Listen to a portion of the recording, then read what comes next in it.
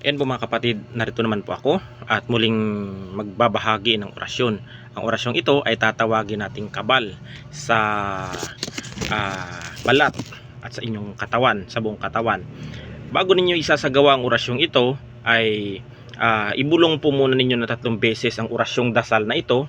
Pag nabulong po ninyo 3 beses, iihip po ninyo pag ganito, sabay ihahaplas po ninyo dito mga kapatid. Yan po ang kabal sa inyong buong katawan.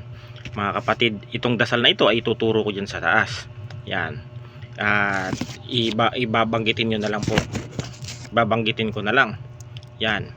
Imonei ero fuego ab omni generi armorum litalium gladio sclopito pugioni et ceteris egosum salvame.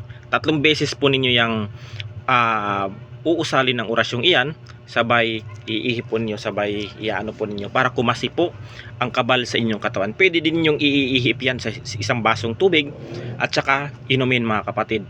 Yan po ang orasyong iyan, naway gamitin po ninyo sa mabuti at hanggang dito na lang at God bless us all.